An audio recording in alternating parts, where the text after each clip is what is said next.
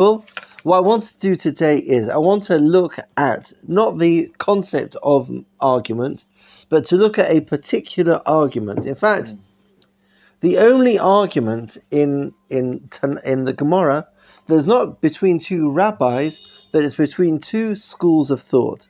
The argument of Beit Hillel and Beit Shammai. That means that there was a yeshiva called, or an academy, there was like a way of looking at the world called Beit Hillel, the house of Hillel, and there was another place of study called Beit Shammai, the house of Shammai, and there are many, many machlokot. You know, almost every other page of the Talmud, and you hit a machloket between Beit Hillel and Beit Shammai.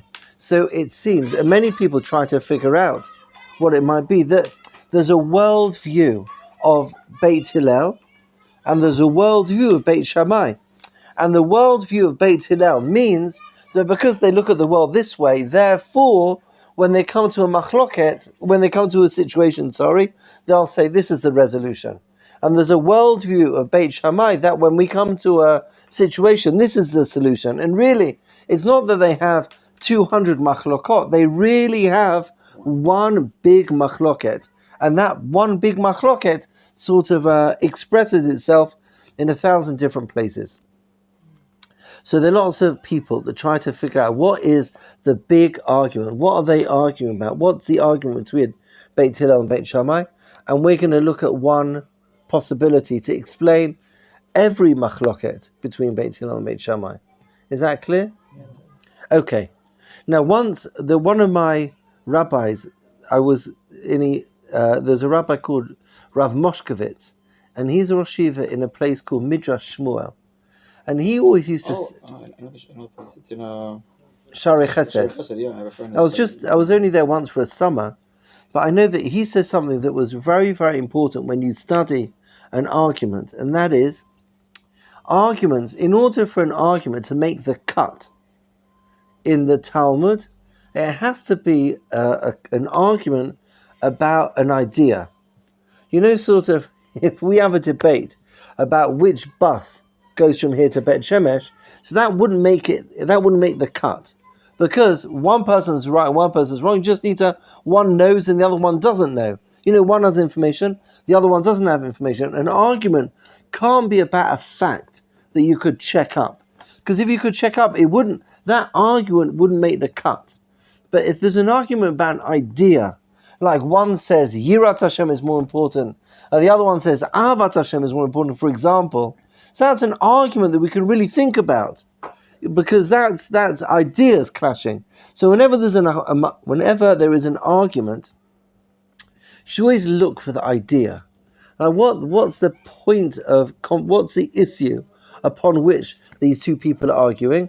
And that's what I'd like to discover with you together with Beit Hillel and Beit Shammai. I have to say that our study today is a huge gift for all Talmud learners, because at the end of today's shiur, whenever you encounter a machloket between Beit Hillel and Beit Shammai, you say, I remember that Wednesday night. I wonder if this machloket is going to fit into the pattern that we discussed there. You understand? It's so exciting to find when you have a pair of Tanaim that are often arguing, and you want to try to figure out what they're arguing about. It makes your study much more exciting, because whenever you hit that pair arguing, you're going to wonder, I wonder what does my understanding of their machloket fit in this case here? You follow? So is it possible to say that in the Talmudic style the kind of arguments that make the cut in the Talmud that both sides have equal possibility of being right, so to speak, or they're both right, but I mean that they both have equal weight in the argument. Yeah. It's not like one is definitely right and the other one's just like not applicable. They both have to have a possibility of being right, and that's why we're trying to figure out. So the truth is, there's a discussion to be had before we get into this particular argument about, in general, arguments. Like when there's an argument in the Talmud, well, there's two things. First of all, the Gemara in Sanhedrin, the Mishnah, I can't remember, I think it's the Mishnah in Sanhedrin, talks about a debate in the Sanhedrin about whether somebody has to go to the, somebody is liable for the death penalty. So there were 23 judges in the Beit Din, right? So let's say it was half-half. It wouldn't be, it was 11 and 13. Did I get that right? No, how was it? How would I get 11 and 12? 11 and 12, you sweet person. Yeah, 11 and 12. 11 and 12, right? So it's 11 say he's liable, 12 say he's not liable. Do you know what the answer is? 12 say he's not liable, so he's off. Nachon, because the majority. Then let's say if it was 19 said that he is not liable, and 2 said that he is liable, so then he is 4. Oh, really? Am I messing this up? You're right. 19 and 4, yes. If then, the result is the same. Yeah, but you always go by the majority. Now, what happens if it was 22 judges say the guy has to be put to death? 22 say he has to be put to death, and 1 says he doesn't have to be put to death. What's the ruling? Put to death, right? Because you go by the majority. Yeah. Now, what happens if 23, all of them unanimously all say this guy needs to be put to death? What happens? He's not put to death. Isn't that crazy? What? So you've got 22 say he's liable, and then he's put to death. But as soon as 23, then he's not. And there's why? Do you know why? Because there was no argument. You follow? Because everybody agreed that in order for somebody to have a fair trial, there has to be a debate. Like in order to get to the truth, you follow? So as soon as it's 22-1, they can have a talk. Let's try to understand what's going on here. But as soon as it's 23-0, there was no argument. And with no argument, you would never get to the, you wouldn't get to the truth. Does that make sense to you? Now, when we talk about the value bichlal in general of Machlokot in the Gemara, so it's like this, and that is why in the Gemara are we interested in looking at an argument? Like why is the process relevant? I just want to know mutar, asur, kosher, not kosher. Now, why do we have to go through this whole debate at all? Why is the argument relevant? And there are lots of discussions on this. Yeah. What's the value in analyzing the argument? I just want to know the bottom line. You start understand the thought patterns, how they got to that conclusion. Because, for several reasons, but one of them being at least you can. At least if you're a big Talmid Chacham, you can apply that same logic to that's good. That's good. That are not directly found in the Talmud, like things like about electricity. You're not going to find anything about electricity in the Talmud. Yeah, excellent. Quite also, right. So we can understand the logic of Chazal, so we know how they think. And you're so good. Yeah, you enter the world of Chazal. No, I think that's true. That's true of like studying Gemara, which is of course the greatest joy in the world, and I'm so happy for you. That's why you are living in the palace of the king. You're just like anyway. So you're true. I want to add one point to what you're saying, and I think that when I have an argument with somebody else, so every stage of the argument is like a stepping stone to get to the final conclusion. You follow?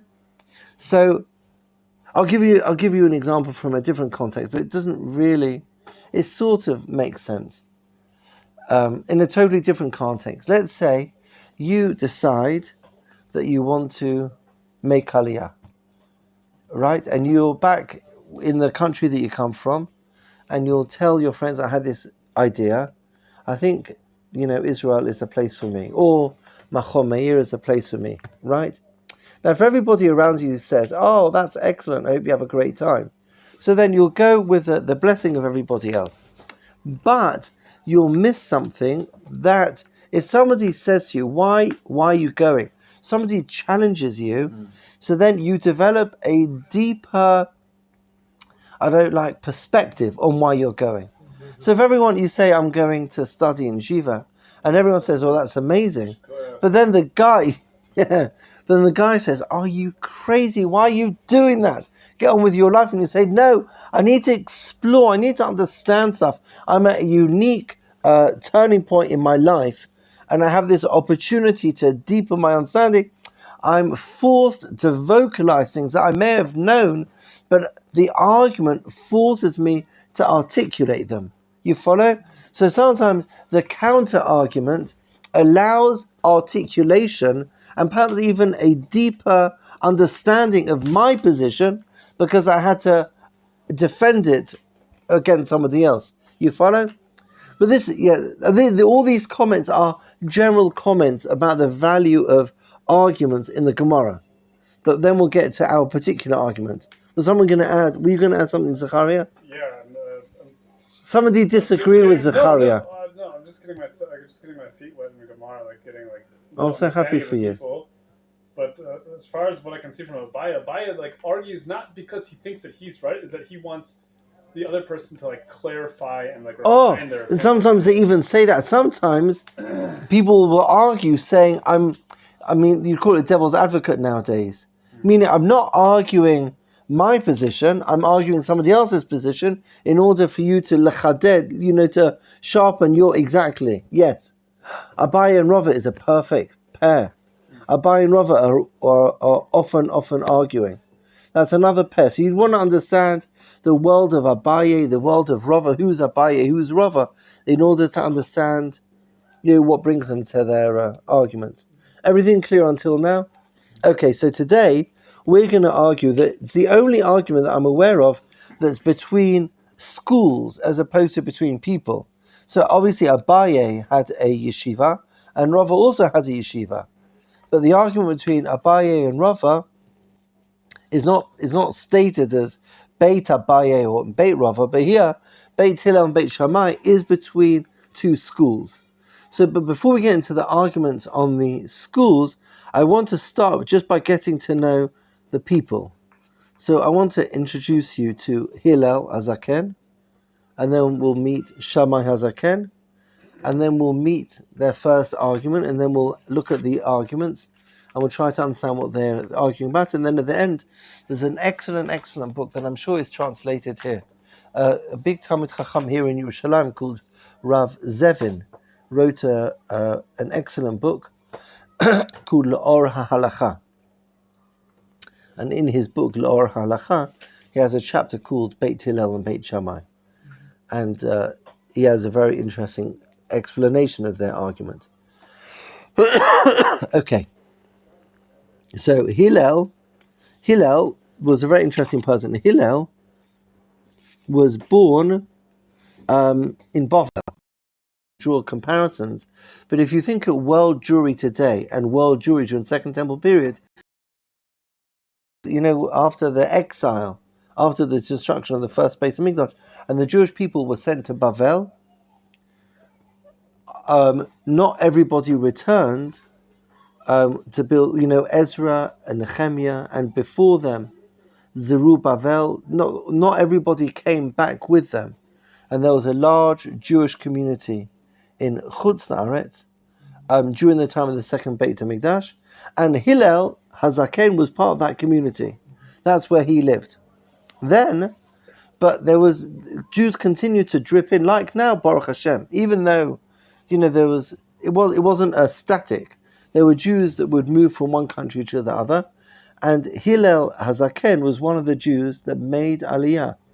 He moved from Bavel during the Second Temple period to Yerushalayim. So all of their arguments they started during the Beit HaMikdash. In fact, I think he probably died, although I'm not sure, 100% sure. I think he passed away before the destruction of the Second Temple. Yeah. Hillel and Shammai they certainly lived during the Second Beit HaMikdash, but I don't think they lived beyond the Second Beit HaMikdash. So the first few decades of the Common Era, that's when that's when he lived. Exactly. So Rabbi Yochanan ben Zakkai was. He was the next generation. And he was. But that was Hillel and Shammai. The Beit HaMikdash was still active. Yeah. Okay, so those are the players. But now maybe because he moved from Bovel to Eretz Yisrael, Hillel Hazaken started off very poor. He had very, very little money. We're going to look at, if you look in source number 1, I'll just tell you something interesting about this. Is the Gemara in Yuma. Do you see source number 1, the Gemara in Yuma? Now, this Gemara let's read the Gemara, then I'll tell you about it afterwards. Amru alav al Hillel Zaken, shebechol yom vayom, every day, haya oseh umishtaker, he would earn money. But trapik, I'm not sure what that was. Some sort of a place that he would earn money. And then with the money that he had, chetzio haya noten l'shomer beit hamidrash, v'chetzio lefarnasato lefarnasat anshe beito. He would earn money every day, and he would divide. Half of it was to pay to learn in the Beit HaMikdash, and the other half was to provide for his family. One day he didn't have any money, meaning he went to do his trade, and he didn't have any clients. So then, as a result, he couldn't get into the Beit HaMidrash because he didn't have the day's payment to get into the Beit Midrash that day. This is such an amazing story. Listen to what he did. Allah v'nidla v'yashav al pi aruba kadei she'ishma divrei Elokim chayim mipi Shmaya v'Avtalion. Shmaya v'Avtalion were the Torah scholars of the generation before Hillel and Shammai. So he was a student, and he was learning from the teachers at that time, who were Shmaya and Avtalion. Now, what he did was, because he couldn't afford to go into the Beit Midrash, he climbed onto the roof of the Beit Midrash and he listened from outside. Amru oto yom erev Shabbat, it was a Friday night, with kufat tefet, and it was the winter. V'yarad alav shelek min hashamayim, and it snowed that night. Ukeshe'ala mut hashachar amor lo Shmaya l'Avtalion. The following morning, Shmaya and Avtalion walked into the Beit Midrash, and Shmaya said to Avtalion, Avtalion achi, Avtalion my brother, b'chol yom habayit me'ir v'ayom afel. Normally, when we walk into the Beit Midrash, it's full of light in the morning. It's a very dark morning here. It's dark because they've got a skylight and there's somebody schloffing, that's Hillel covering it up. You follow? Shema yom unanhu, maybe it's a cloudy day today. Hitzitu enehem varu dumut adam ba'aruba. Then when they looked up, they saw that nothing to do with the day. There's a person asleep. Alu matzu alav rom shalosh amot shelek. He was under 3 amot of shelek. This is an amah. It's a blizzard. It's like 1.5 meters. Is that a meter? Yeah. It's like 3 amah is like 1.5 meters. 1.5 meters. He was under 1.5 meters of snow. Parku, they took him down. V'rachat sinhu, and they washed him. V'sikuhu, and they sort of cleaned him up. V'hoshivu keneged hamadura, and they put him next to the fire. V'amru re'ui zeh lechalel alav et haShabbat. We're allowed to break Shabbat for this person because he may not have made it. So that is our first meeting with Hillel Hazaken. Now I'll just tell you something very interesting. It's relatively interesting, and that is that in the Daf Hayomi cycle, about 8 years ago it must have been, they were learning Masechet Yuma, and on the night of this piece of Gemara, there was a huge blizzard here in Jerusalem. And all the Daf Yomi people saying, stay inside, don't do a Hillel. It was the story and the snow life. Okay, so that is our first teacher. It's a very, very interesting story. There's so much to say about this story, but it's a Gemara in Pesachim that's not in the sheet. The Gemara in Pesachim tells us that one year, Erev Pesach was on Shabbat. Erev Pesach was on Shabbat, which means normally you sacrifice the Korban Pesach on Erev Pesach. And no one knew, how do you bring your knives? How do you get the knife to the Beit HaMikdash to shecht it? Or you saw all the halachic concerns about how to do the Korban Pesach when Erev Pesach, the day of preparing the Korban Pesach, falls on a Shabbat. So that was the discussion in the Beit Midrash, and everyone was stuck and they didn't know what to do. So they consulted Hillel Hazaken, and he was just one of the students in the Beit Midrash. But he put up his hand and he said, "I've got an idea." And he said, "Pulk Chazi, see what people are doing." In other words, you have to trust Am Yisrael. Whoever, let's say there's somebody who remembers the last time Erev Pesach was on Shabbat, and he'll know what to do. So let's go out and see what the pious Jews are doing, because the pious Jews, this isn't the first time Erev Pesach fell on Shabbat. Go out and have a look and see what people are doing, and then once you observe what they're doing, you'll then know how to do it. You follow? I have a question on this, though. I've heard this concept, go out and see what people are doing. It's talking about specific people, right? It's talking about, like, Talmidei Chachamim. Oh, yes. Because you can't just go out and, like, what if everyone's just on my so they don't know what they're doing, so you're going to go in and you're going to follow them? Like, you have no, you're right. You have to, it's a very, very... people. Yeah, absolutely. Exactly, absolutely. Yeah, you're not talking, you're not driving on Shabbat. Oh, look, they're driving, must be okay. Right? Like, yeah, no. No, that's not. No, we're talking about people who are... So the assumption, and it's correct, is elders. The elders will know because they remember what happened last time. It's a bit like in shul. In shul, I know it's like second day Yom Tov, and it's like Muftir is here or there, right. And then they go, oh yeah, second day Yom Tov, and then I know what's, and then so just people for whom this isn't the first time they ever did it, they just know what to do. That's what's happening. In light of this wise piece of advice that this student Hillel gave, the rabbi said, well, he's obviously, has a mind that's appropriate to be a leader of the Jewish people, and with that he was promoted to become the leader. Okay, that is story number 1. Questions, Joy?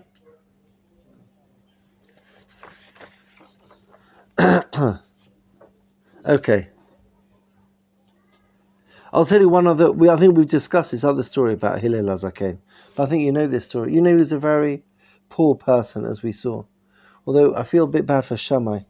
Can I just tell you one more short story about Hillel HaZaken? He was talking about, there's a story, and we in a different context. You might remember we discussed this last year when we spoke about charity, how much stock you should give to other people. So the Torah tells you that you have to give a person, when you give tzedakah, you give them de machsoro, which means you give a person whatever they are lacking. And what the Torah means, and this is how the Gemara understands it, is that everyone has a standard of living. Whenever I go below my standard of living, so then I feel deprived.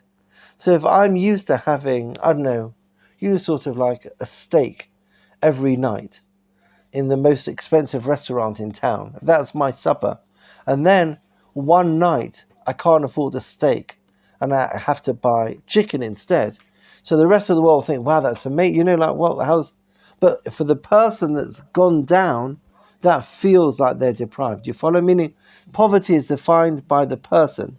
It has to be, obviously nowadays we're going to talk about, that can be another discussion which is important. But in that context, the Gemara tells us about a wealthy person that used to travel. When he would travel, he had an entourage. That's the way he would drive. Like when Yosef walks down the road, you normally have people accompanying. No, you normally travel, like 4 bodyguards and an entourage beforehand. Machon? Excellent, good. So there's a chap, and he couldn't afford his entourage anymore. So Hillel HaZaken himself said, I'll be this person's entourage, and that's a din of tzedakah for this person, which is crazy because you don't need an entourage, but this guy did need it. You follow? Anyway, it's interesting because he came from a place of great poverty, but he really understood the needs of somebody on a very, socio-economic place, very different to his, but he was present in that person's pain. You follow? Like Hillel HaZaken could have been excused for saying, "Oh, you're ridiculous. I spent a night on the roof because I couldn't afford you and your entourage. That's not really the biggest deal in the world. But he had this sensitivity to understand a person's pain from when they are. Okay, Hillel. Now let's move on to Shammai Azaken. So the truth is, I looked for stories about Shammai Azaken, and I'm sure there are, but there's only one that I found. And it's an interesting little story. It's a story about, it's from Sukkah. In source number 2, the Mishnah tells us, Nashim va'avadim uktanim pturim min hasukah. So women and slaves and children are exempt from sleeping in the sukkah. However, katan, a child, she'enon tzarich limo, chaya b'sukkah. However, if there is a child who is no longer dependent on the mother, that child is required to sleep in a sukkah. Now, here's a story. Ma'aseh. V'yalda kalato shel Shammai hazaken ufichet et hama'aziva v'sichech al gabi amita b'shvil katan. So the reason why a child who's dependent on the mother doesn't need to sleep in the sukkah is because the child needs the mother, and the mother doesn't need to sleep in the sukkah. So Shammai hazaken, when his daughter-in-law was staying in his house, Shammai hazaken, the Mishnah tells us, rearranged the sleeping area for this mother so that the mother could sleep in the sukkah, and as a result of her being in the sukkah, her baby son could also sleep in the sukkah with her. You follow? Very sweet. We don't know anything about how that Yom Tov went for any of them, but it's just yeah. I mean, you see lots of little interesting things. Like he's.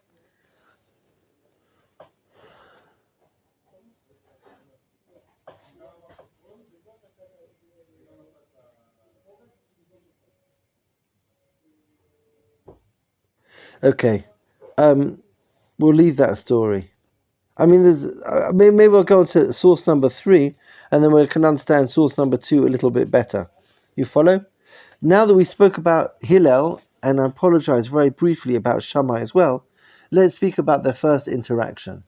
Is that okay? Where Hillel and Shammai, they're not discussing with one another, but they're both debating. It's like a well-known little piece of Gemara in Shabbat. 3 stories about different people who came to Shammai and asked Shammai a question, and then they came to Hillel and asked Hillel the same question.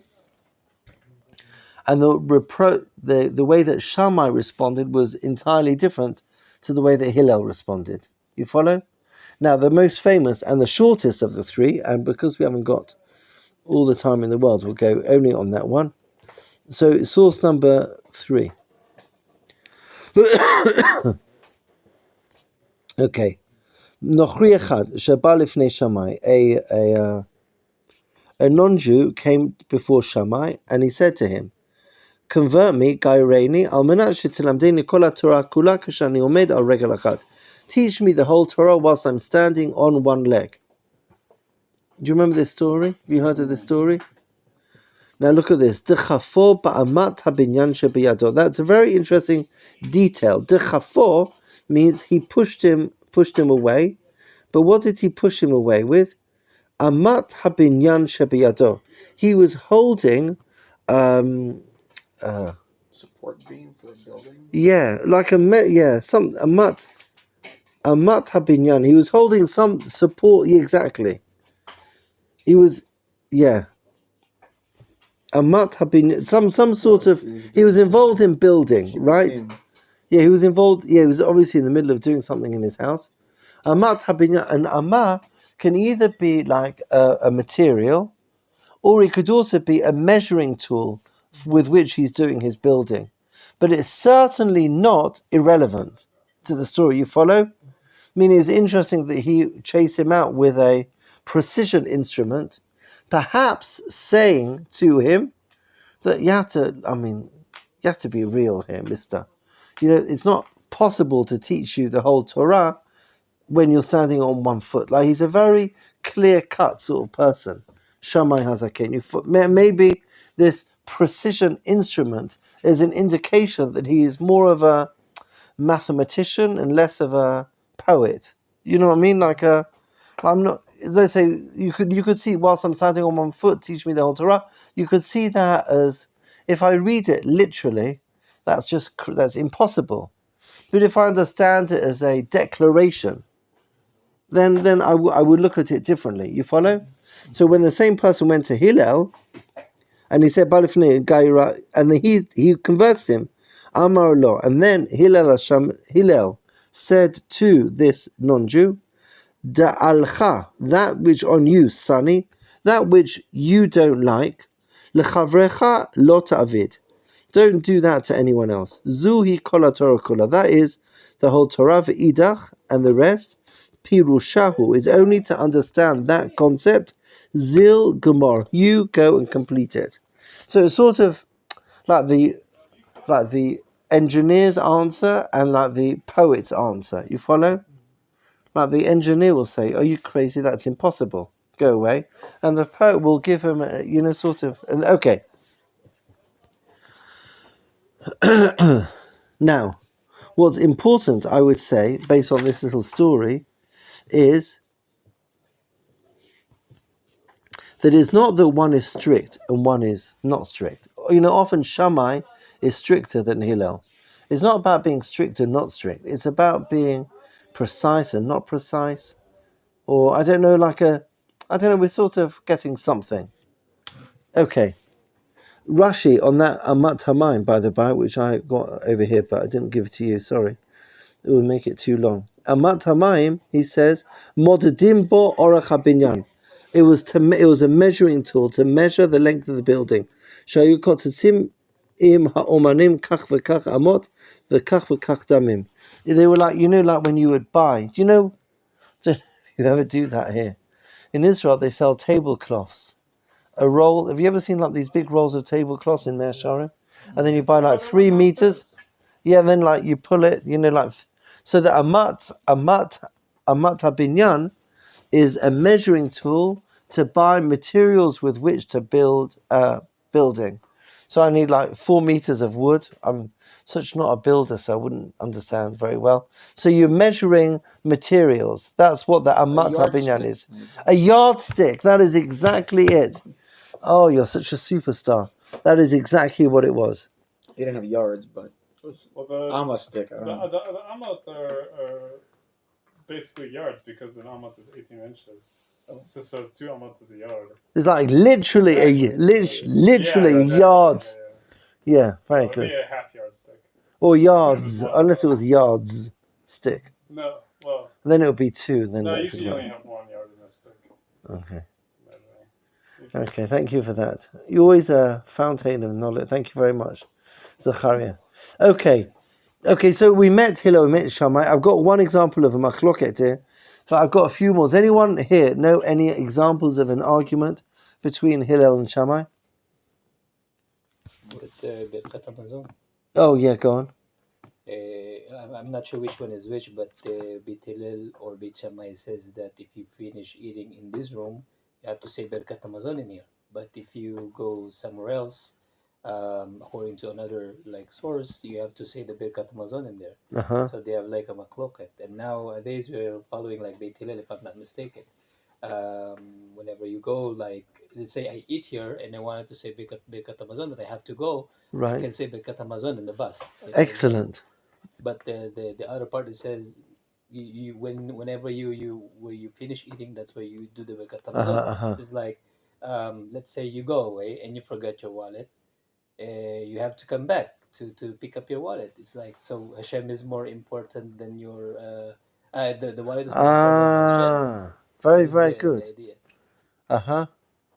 So again, there Hillel is the more flexible position, and Shammai is more stringent, which goes well with our yardstick.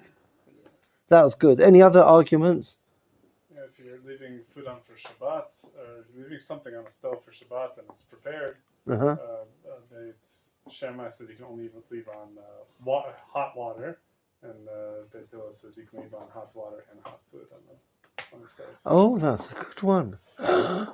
That's a big one. Yeah, lacht. Oh, yeah. Well, you're the expert about. You're the food person for us. So that was a very appropriate. About heating up liquids is really the argument, Nachon? No, this was about a stove that was a group of the ketuma. Okay. It was prepared. Yeah. Covered in ash and coals were spread to the side. And Shammai said you could only leave hot water on top from Erev Shabbat to Shabbat. He didn't permit you leaving cooked food on. Only water and not food. Yeah. Ah. There's a whole. I don't know what the final pasuk was, but that's what how the Mishnah is written, and then it goes through a whole. Okay, thank you. Many. Yes. Any other arguments between Hillel and Shammai? There's one that you might have heard of about on Chanukah. Does anyone know the Machlokot between Beit Hillel and Beit Shammai on Chanukah? If you not right to left, left to right, is that it? No, it's about. It's like Beit Hillel says that.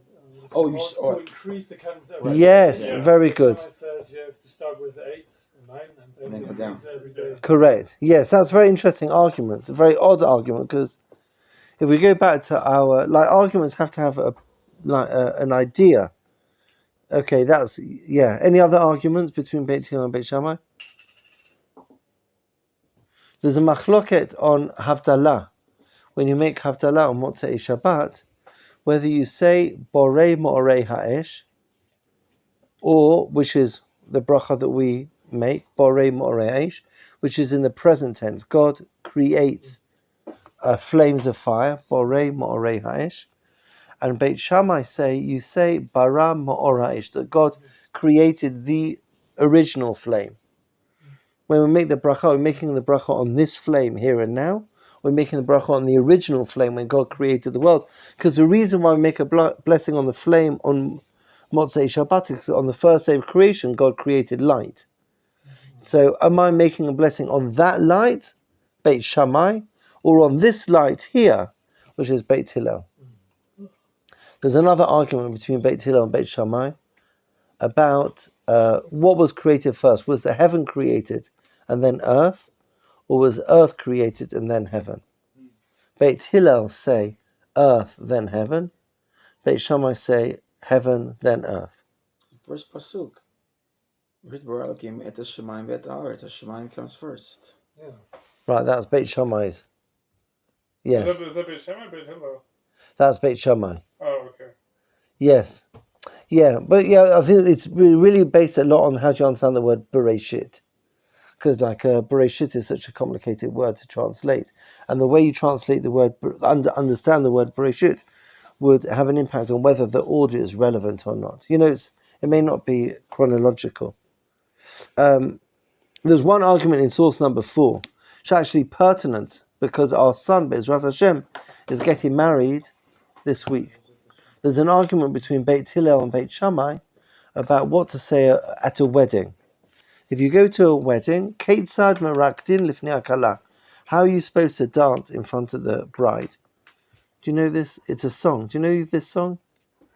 Keitzad Merakdin Lifnei Hakala. Do you know this tune? La la la la la la la la la la la la la la la la.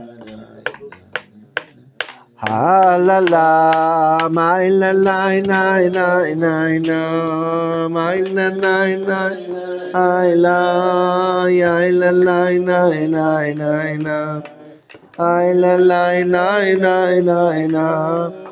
Oh, so what do you say? So Beit Shammai say, Keitam Merakdim, when you dance, what should you say? Beit Shammai Omrim, Kala Kamochi. When you meet the Kala, you have to say, this is the color. This, if she's a great shidduch for this guy, you say it was great. If it's an absolute disaster, you tell him this is an absolute disaster. If she looks great, you say she looks great. If she looks ugly, you say she looks ugly. You have to say whatever you believe. That's Beit Shammai. Beit Hillel Omrim, no. You always say Kalan ha'eva chasuda, a pious and beautiful bride. It doesn't matter what's the truth, but you just say she's wonderful. That's Beit Hillel, right? Okay. Amru lahem Beit Shammai le Beit Hillel. But wait a second. What happens if she isn't? How can you lie? Nachon midvar sheker tirchak. Amru lahem Beit Hillel Beit Shammai. So Beit Hillel said to Beit Shammai, L'divrechem mi shelakach mekach ra min hashuk. ישפכנו בעיניו או יגננו בעיניו, הווי אומר ישפכנו בעיניו. מכאן אמרו חכמים, לעולם תהי דעתו אם האדם מעורבת עם הבריות. So he says if someone's already bought something and he can't exchange it, Flams, someone's bought a new item of clothing and they can't exchange it, you would say it looks great because there's nothing you can do about it now. So he says, lahavdil, you have to say, that which will be helpful, rather than, you don't always need to say what's absolutely accurate. And then he concludes, the Gemara says, we learn from it, Le'olam tiyeh da'ato shel adam mu'urevet im habriot. A person should always strive to integrate into society. You follow do you know what I mean by that? That sometimes maintaining social norms requires you to be diplomatic. What does it mean, da'ato shel adam? Da'ato, I think it's my socialization skills. My integration into society. I should always integrate in a way that will be pleasant to other people, rather than being a troublemaker. That's really what he's saying. You follow my goal is to integrate rather than to cause friction. Okay, so we've looked at a couple of Machlokot just now. The Machlokot that you mentioned about heating up food. What was after the food? Somebody else mentioned one. Did you mention one? Yosef mentioned one about the Birkat Hamazon. Oh, Birkat Hamazon, about moving Birkat Hamazon. Bara Mo'ora Eish, Borei Mo'orei Ha'esh. Chanukah. Oh, I remembered another one. Oh, yeah, go on. That I think Beit Shammai says that when the Shema says that we say it when we lay down and when we rise, that these are actually when we lie down and when we rise. Yes. And Hillel points that these are times of the day. Yes, excellent, good one. Yes, very good. Mm-hmm. Yes, good Machloket. There's one more. I'll just stick them in. The more you think for another minute, they keep on coming out like mushrooms after isn't that a phrase? Anyway, there's a lovely Machloket between Shammai and Hillel. I think this isn't between Beit Hillel and Beit Shammai. I think it's the actual people themselves. There's a quite not really halachic, more like a practical debate. Let's say on a Monday you catch a beautiful fish. What do you do with a beautiful fish that you catch on a Monday? Beit Hillel say, I hope I'm going to get this right. I remember this. Beit Hillel say save it for Shabbat. Nachon, and Beit Shammai say Baruch Hashem Yom Yom. Today's Monday. Thank you Hashem for this beautiful fish on a Monday. Now, if on a Wednesday, let's say I catch a fish on a Wednesday that's even juicier than the fish that I caught on the Monday, so that I save the Wednesday fish for Shabbat, and I eat the Monday fish on Wednesday. You follow? But it means I'm always preparing for Shabbat. I think I got that right. Is that which one's which? There is I think it could be the other way around. It could be Hillel. I think Hillel eats it every day. The meat that we talk about before, the meat. The Beit Hillel is the fish, and the meat Beit Shammai is the meat. Like he wanted to eat meat, and this is for today, and then. I think Beit Hillel said Baruch Hashem Yom Yom, and Beit Shammai says let's wait for Shabbat. Yeah. Does that make sense? Sounds right. Thank you. It sounds like something that Hillel would say. Yeah. Baruch Hashem Yom Yom. Yeah, it's Baruch Hashem. Yeah, Tiraka. And I think you should season it before we eat it. But that's a discussion. Well, I was actually worried about how are you going to keep this fish fresh for so long, especially in the summer? Salt it, can't they? They'll salt it, no? Yeah, but then you're going to decrease the quality of the fish by salting it. You take this amazing fish and not eat it fresh. I mean, that's so Hillel. Join Hillel. You're with Hillel. Yeah, with Hillel. Baruch Hashem Yom Yom. Excellent. Okay, I think I'm sure there are many, many more arguments. And we'll come to. But let's go to source number 5. Is the book that I mentioned. Do you see? It's Rav Zevin, Le'or ha'halacha. And his book is called L'Shitot Beit Shammai Beit Hillel, understanding the position of Beit Shammai and Beit Hillel. Now, this article is a very, very, very, very long. But I'm just going to give you a little summary. He says like this, Beit Shammai mebitim al hadavar kafi ma shehu adayin bekoach. In every situation, Beit Shammai don't look at the situation as is, but they look at the situation as what it could be. You follow? So Beit Shammai don't meet the world as is, they meet the world as it could be. So this fish could be for Shabbos. You follow? And when I look at the flame, I don't look at the flame now. I look at the original flame. I'm not interested in this moment. I'm interested in the potential. Beit Shammai's field of view is much wider, because he's not just looking at this minute, he's looking at the context as well. You follow? That's Beit Shammai. And Beit Hillel, how about Beit Hillel? Mashkifin alam bibchinat yitziato lefoal. They're interested in what's happening now. You follow? Mishum kach Beit Shammai marchivim et hagzeira. And therefore, because Beit Shammai are not just interested in this minute, but they're interested in the potential, what could be, the result is often, but not always, often Beit Shammai will come as the stricter opinion. Why?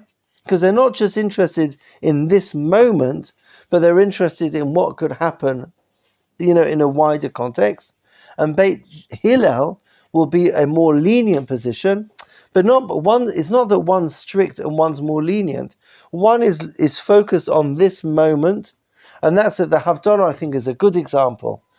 Beit Hillel say, I'm going to thank Hashem for this candle, this flame here right now, Borei Mo'orei Ha'esh, in the present tense. And Beit Shammai is not looking at this moment. Beit Shammai is looking at the whole of Jewish history in every moment. You follow? So I'm not just here now, I'm looking at the potential in every situation. So he's not going to say Borei Mo'orei Ha'esh, he's going to say Bara Ma'or Ha'esh in the past. You follow?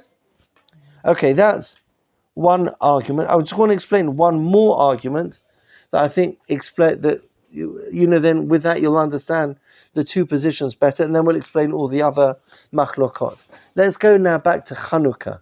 According to Beit Shammai, you start with 8 and you go down to 1. And according to Beit Hillel, you start with 1 and you go up to 8. What's the argument? According to Beit Hillel, on the first day of Chanukah, when the Jewish people were excited, that they're rededicating the Beit HaMikdash, how long had the miracle lasted for on the first day? It lasted for 1 day. But then on the second day, it lasted for 2 days, and then 3, and then 4. But when I'm on the 6th day of Chanukah, my miracle has lasted for 6 days, so I'm going to light 6 flames. You follow? Yeah. But Beit Shammai, and in fact the Gemara in Shabbat tells us this, that Chanukah was not celebrated as Chanukah on that first year. The Gemara tells us L'shana acheret, meaning subsequently. Meaning the miracle wasn't, it was acknowledged, but it wasn't turned into a festival at that moment. So the very first Chanukah, and the truth is, it was probably in living memory of Hillel and Shammai, thinking now, because the miracle happened towards, in the middle of the Second Temple period, and they lived towards the end of the Second Temple period, so it's really very close to when they were around. On the first night of Chanukah, Beit Shammai says, we know now, on the first day of Chanukah, that it's going to last for 8 days. So the potential in that flame on the first day was 8 days of light. So I'm going to light 8 lights to commemorate the miracle that little bit of oil in the menorah had the potential to last for 8 days on that first day. And then on the second day, it had the potential to last for 7 days. And then 6, 5, 4, 3, 2. And then on the last day, it had enough for that last day of Hanukkah. So he commemorates the miracle, not the miracle as is, 1, 2, 3, 4, as it transpired, but looking back afterwards, understanding that on the first day is an amazing day, because on the first day there was the potential for 8 days already in that menorah. You follow? So it went from 8 to 1. Is that clear to everybody? Okay, what other machlokot did we have? We had We had about heaven and earth. Right. Do you remember the argument between? Created first. Yes. So if you have the truth is that's on the next. Wow, you're amazing. You're really good. Okay. So it starts over here. Beit Shammai omrim shamayim nivru tchila, va'achar kach haaretz. According to Beit Shammai, heavens were created first. Why? Because when he looks at the world, he doesn't see like this. He sees the universe. You follow? He's not. Shammai's field of vision is wider than that of Beit Hillel when he looks at a situation. He's looking at the heaven like at Shamayim, which is the world of perfection, the world of goodness, the world of everything. When he looks at the world, it starts with perfection. It starts with the potential. It starts in what could be. And then you go from the world of what could be to what is. Starts with the heavens and then goes to the earth. But Beit Hillel, they do it the other way around. They start with the earth. Why? Because that's where we are and that's what I can see right now. You follow? And then you go from earth and then move up to heaven. But I'm striving to go from heaven to earth, from earth, from here, the physical world, where that's Aretz, to the spiritual world, which is Shamayim. But I'm starting in Aretz and going to the Shamayim.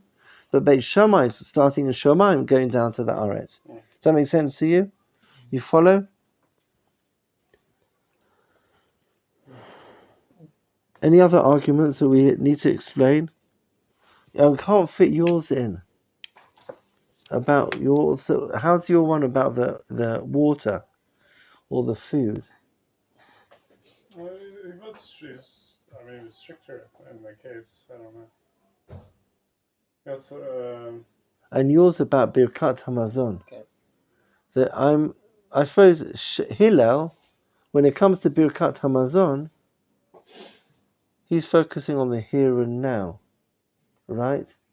And he says, I can do Birkat Hamazon, or I can't do Birkat Hamazon elsewhere. Nachon? Okay. I cannot. Hillel says we can. So Beit Shammai says no. If you forgot your wallet, you wanted to go back, right? So Birkat Hamazon is Hashem more important. I mean, you have to go back for Birkat Hamazon according to Beit Shammai, because I just wonder how that fits into like a. You can fit mine into the argument of Beit Shammai, or the perspective of Beit Shammai, seeing things from heaven down, or from heaven to earth. Is that like in the heaven on the seventh day of creation, Hashem just rested, right? No, it was a stretch. I can't quite get it. Yeah, I'll have to figure out those ones there.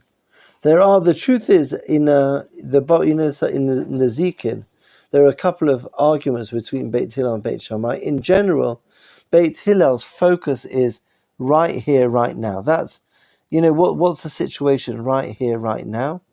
And based on the situation right here, right now, that's how I'm going to make my halachic ruling. And Beit Shammai's looking not just right here, right now, but sort of the potential in the right here, right now. What it could lead to, or what else? What other factors are relevant that Beit Shammai would bring into the argument, and as a result, Beit Shammai tend to be the stricter opinion because they've got more factors that they seem to be considering to make their halachic ruling, as opposed to Beit Hillel that are much more focused on the here and now. Even our first argument, a guy knocks on the door and says, "Teach me the whole Torah whilst I'm standing on one foot." So here's a moment. You understand? Like some of these assuming he's genuine in his wish. So have this opportunity to capture this moment and help a person. That's all Hillel's interested in the conversation that's taking place right here, right now. But Beit Shammai saying, are you crazy? Sort of thinking like 15 years ahead, what sort of person is this guy going to be? What? It's not possible to consider teaching this person everything in a unisort whilst he's standing on one foot. But Hillel's just focused on this moment. This guy is asking a question and wants to connect to the Ribono Shel Olam. So let me hold on to this moment and help him. Does that make sense to you? Okay. People, I'll summarize. We met. Do any questions or comments? Amram, it's such a pleasure to have you. Very interesting. Excellent. So I want to summarize. Yeah. We met Hillel as Cain. We met Shammai as Cain. Very different child. We know so little about Shammai. So it's hard to contrast Shammai with Hillel. We met Hillel, we met Shammai, we met the first little argument between the people, Hillel and Shammai, then a couple of arguments between Beit Hillel and Beit Shammai, and then this effort to try to understand the point of conflict, which seems to be, where do we live?